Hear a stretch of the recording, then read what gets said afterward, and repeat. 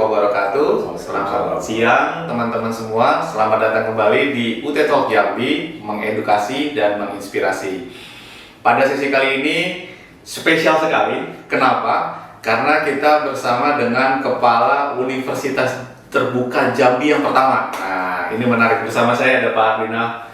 Selamat datang Pak Ardinal. Apa kabar? Baik, Pak. Oke, baik. Mungkin ada pepatah yang mengatakan tak kenal maka tak sayang. Ya. Nah, mungkin silakan Pak memperkenalkan diri dulu, Pak. Oh ya, baik. Assalamualaikum warahmatullahi wabarakatuh. Waalaikumsalam. Sengaja kami datang ke sini silaturahmi berkunjung menemui Kepala UEJ UT Jambi yang baru ini, yaitu junior saja lah, Ya. Pak Yasir. Yasir. Saya adalah Ardinal, dosen tetap pada Fakultas Ekonomi Universitas Jambi yang dipercaya untuk menjadi Kepala UPBJ UT Jambi yang pertama, yaitu tahun 1984 resminya. Resminya itu kan. Namun sebelumnya itu kita juga sudah bekerja, yaitu sebagai panitia persiapan pembentukan UT Jambi atau UBJJ di masing-masing daerah seluruh Indonesia. Saya di Jambi. Itu sebelum tahun 1984, mungkin ya awal-awal 83 kali. Selama 3. Sebelum lahir itu, Pak.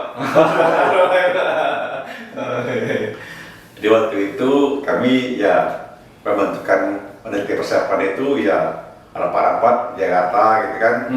Itu tempatnya tuh yang sering itu adalah di hotel wisata. Oh, hotel wisata. Belakang HI yang sekarang menjadi Grand Indonesia. Indonesia, tahun 80-an hotel wisata namanya.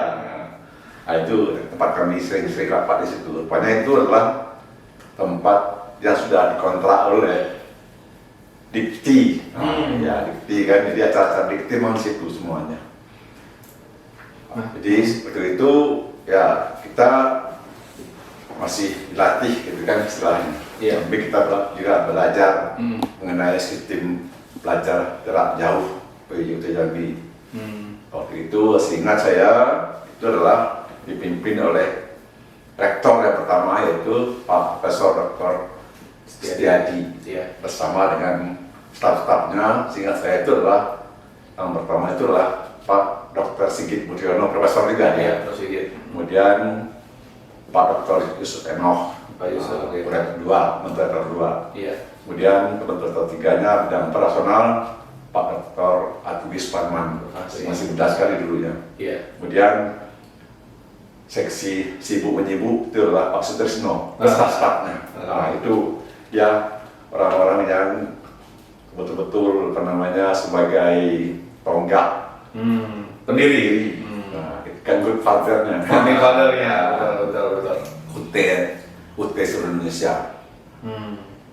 Jadi setelah kita aktif 1 tahun, barulah kita memahami sistem belajar jarak jauh yang sudah terkonsep, tapi betul-betul itu adalah bagus secara konseptual.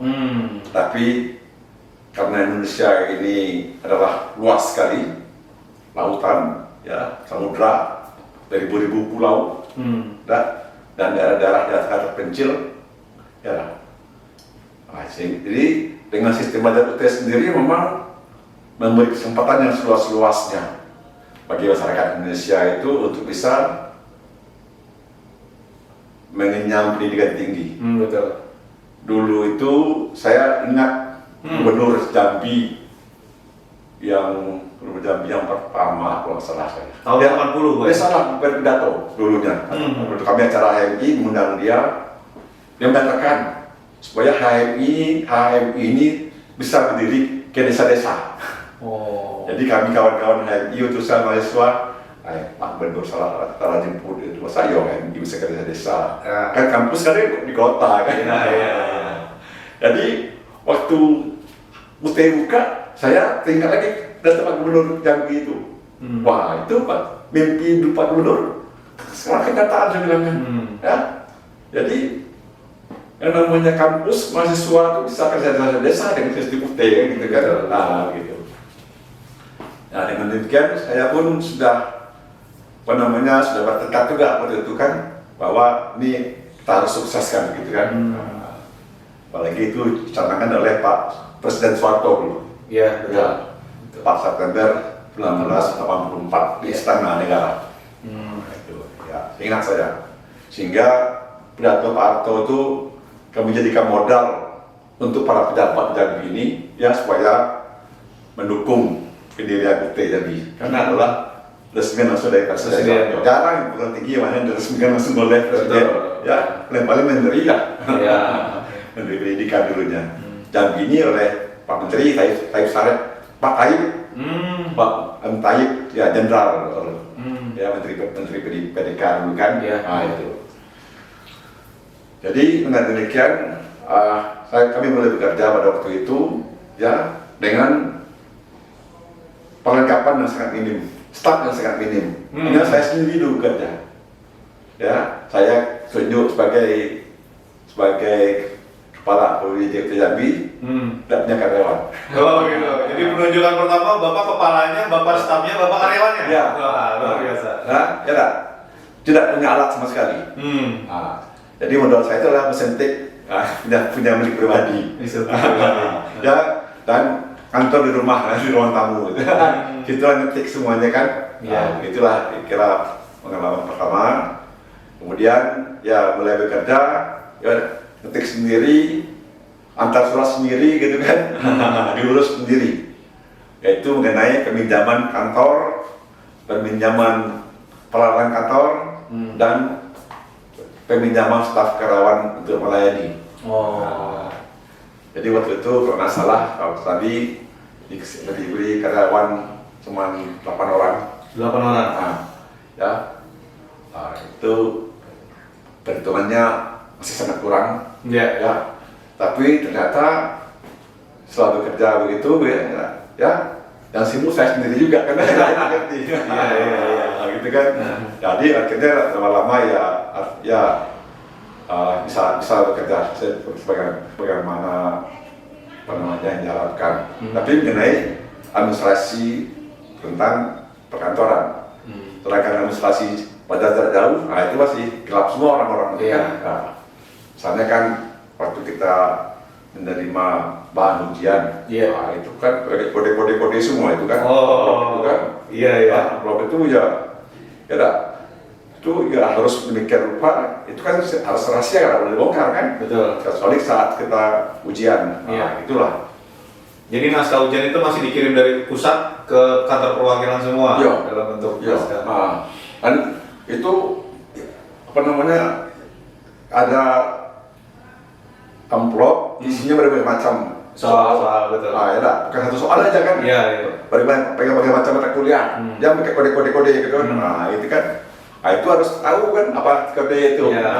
Itu sekian angka itu. Angkanya bukan 3, 4, 5 itu puluhan kan. Banyak mungkin belasan angka itu. Itu uniknya gitu kan. Itu semua orang tuh nggak tahu, saya sendiri yang tahu. Sampai tahu sulit dia mencerna gitu kan. Itu kan sulit dia mencerna. Ya mungkin tak kemana ya, mungkin SDM-nya, kualitas SDM juga gitu ya. Iyalah. Kalau saya dulu, karena itu sudah terbiasa ya, saya memang waktu kuliah itu membintangnya dulu kan di kelas itu kan. Jadi hal-hal demikian saya masalah gitu kan. Cepat saya mencernanya. Kalau untuk tutorial dulu bagaimana Pak Arwin? Gini tutorial ya. Kita dulu tutorial, memang kita minta dari Menja semua. Dan kita menyusun mata kuliah yang tutorial itu adalah mata kuliah yang banyak di kontrak. Itu anunya kita kan. Yang banyak kontrak dari mahasiswa terutama adalah mata kuliah MKDU. Terus mata kuliah wajib fakultas itu namanya kan. Istilahnya itu. Nah, kemudian tutorial sendiri kita jadwalkan memang yaitu pada hari Sabtu Minggu. Karena itu kan hari libur. Sabtunya sore, Minggu hari-harian pagi sampai sore. Nah itu sudah kita umumkan, tapi nampaknya minat dari mahasiswa kita masih kurang. rendah sekali tutorial itu. Sehingga kadang-kadang dosennya sudah standby, mahasiswanya Belum ada. belum ada. Namun ya gimana, karena dosennya sudah standby, kita tetap aja. Betul. Itulah.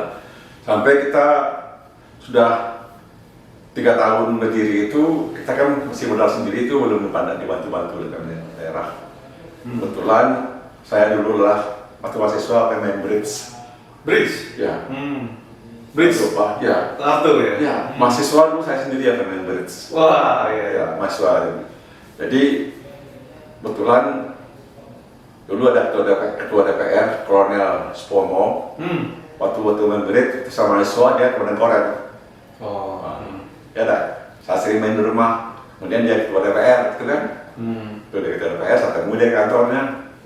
Ya dah, dia ngobrol-ngobrol gitu kan. Saya katakan, Pak, bisa bantu kami banget. Apa bantu apa? Katanya kan saya tunjuk sebagai kepala budi Kota Jambi. Ya, nah ini pelayanannya Pak seluruh Jambi sebelah. Kantornya cuma di Jambi, di Unja. Kemudian kami Pak minim sekali bantuan peralatan. Bayangkan kendaraan sebelah, alatnya minim sekali. Kalau bisa dibantu Pak, karena bantuan itu adalah kalau peralatan bisa kami pinjam sebelah kan, Unja.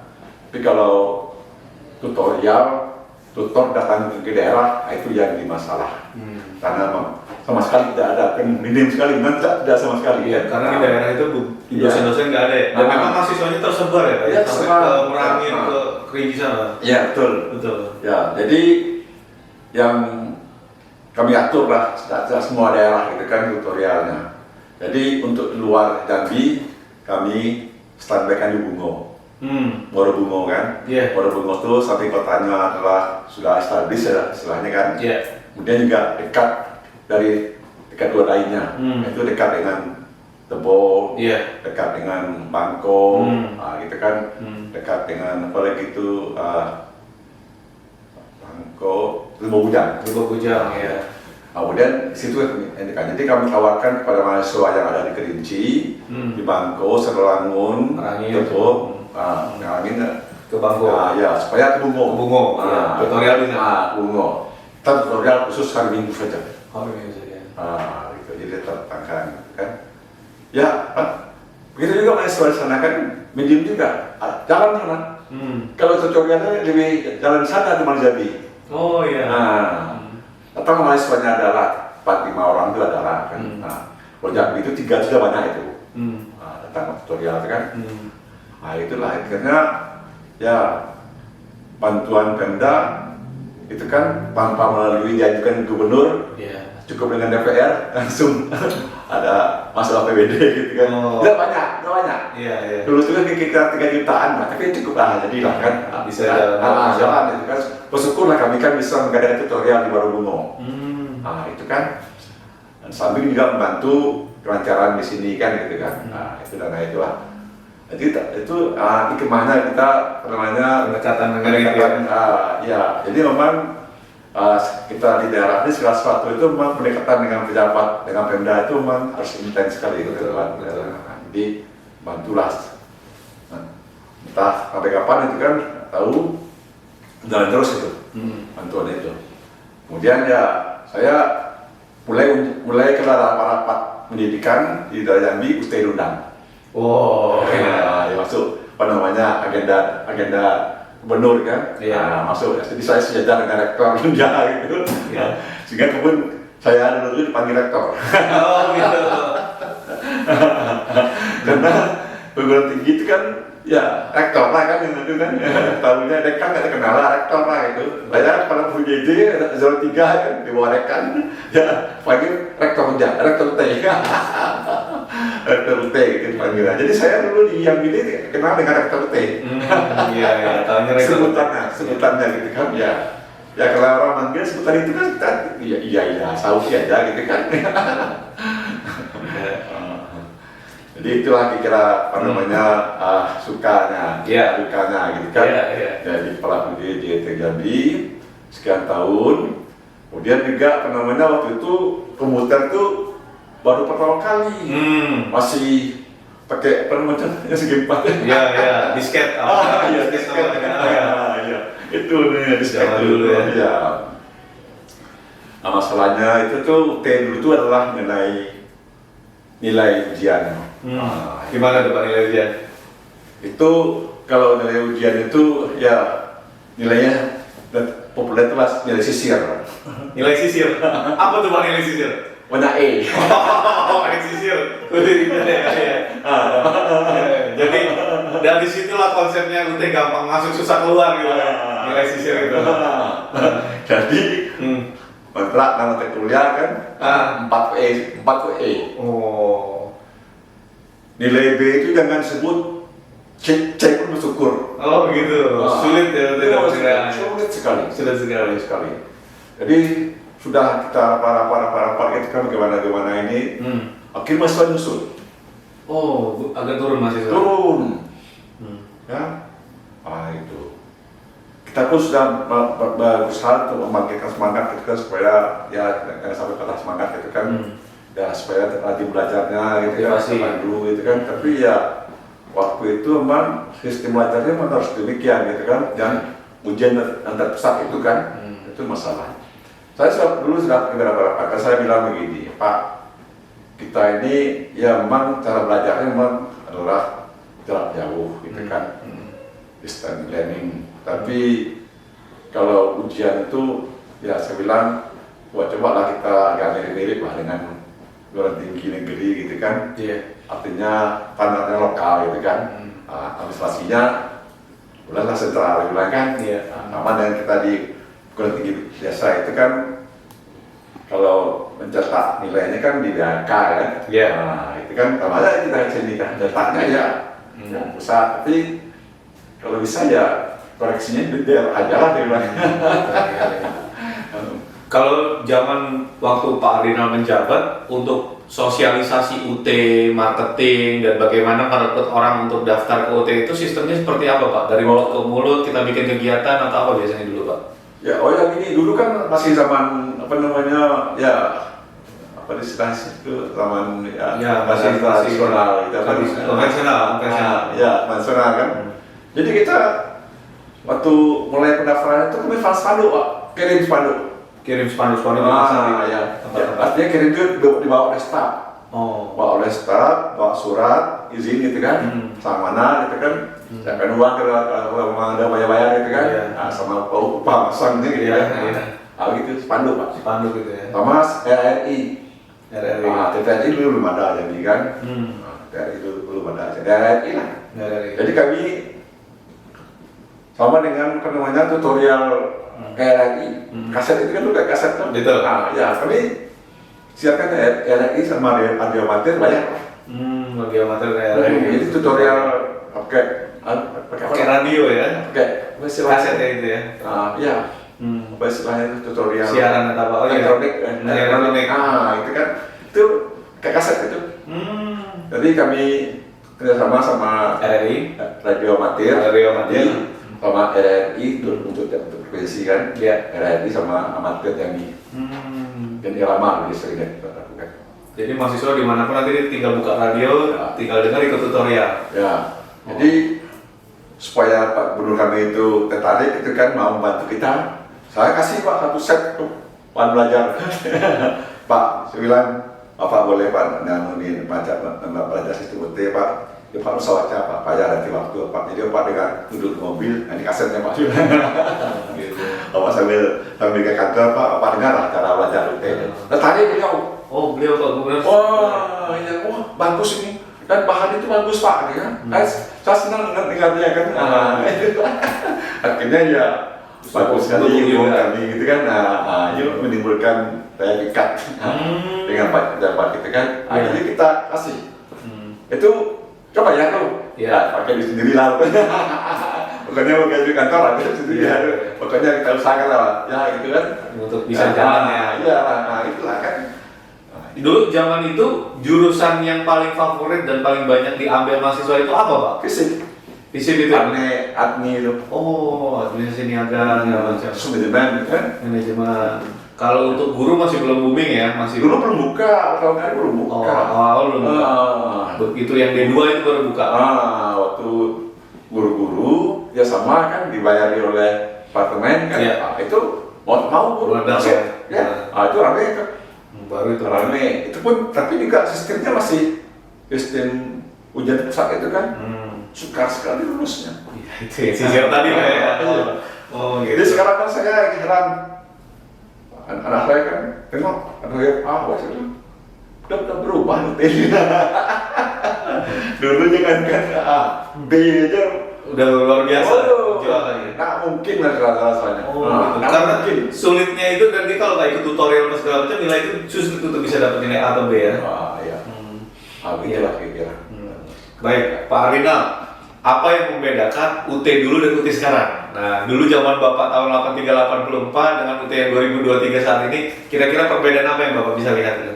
Saya yang melihat yang jelas itu adalah kancor ya Pak, secara fisik gitu kan. Ya, saya nggak nyangka Pak. Saya membayangkan dulu tenun kancor UT itu kayak gini gitu Pak. Waktu kita Iya. tak dibayangkan kita 25-30 tahun kemudian itu sebab ini gitu ya. Iya. Jadi saya dulu membayangkan waktu itu kan UT pusat aja yang dalam bangun itu kan, ya tak? Numpang di WJ. ikip ya, Ya. itu seperti itu kan, susah. Kemudian waktu UT bangun di Pondok Cabe itu, Iya. itu kan dulu tuh kasih bunga, kita bahasa di gunung apa dulu? Pokoknya di timnya lah itu kan. Iya, betul. Ya, dibangun, lepas tadi, wah, kejut kami semuanya. Wah, hebat ini semua, ya tak? Jadi berkat Pak Setiadi itulah perintisnya itu tekadnya seperti itu, ya betul lah bisa seperti ini. Ya. Saya lah dulu waktu Pak Setiadi itu mau pamit dengan kami, dia sudah 2 prode kan, kami mendaki, kamu terus apa? Nggak bisa aturan itu kan. Jadi diminta pada kami itu untuk menyampaikan pesan apa, serah negatif positif terhadap saya, kan, terhadap saya rektor. Saya lah yang mengkritik beliau. Iya. Saya katakan, saya memang pernah ngirim surat Pak Rektor itu ke Pak Setiadi itu, menawarkan dia sebagai datang di Jambi. Pak, cobalah Bapak berkunjung di Jambi ini Pak, kunjungi kami mahasiswa kami di Jambi ini, supaya mereka bersemangat juga Pak sekolah. Iya. Beliau sibuk terus. Saya cermati terus Pak, tuh kan. UT-nya kalau ke Bali, Surabaya kok orang sering-sering. Ya nah. Jadi saya kritik itu Pak.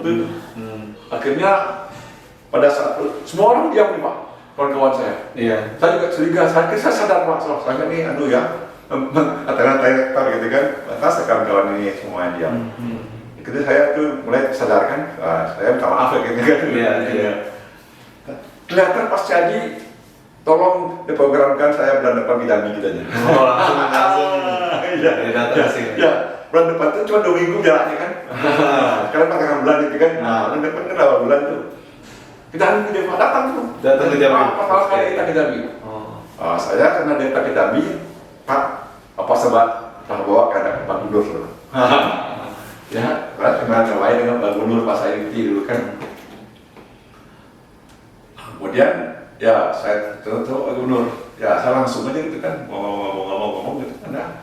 Ya Pak, nanti terima Pak ya saya menghadap, ya Pak, tunggu gitu kan. Ketemu lah Pak dengan Pak Gubernur itu kan. Rupanya Pak Setiadi pesan juga dengan Pak Gubernur, Pak saya titip Arinal ya kan.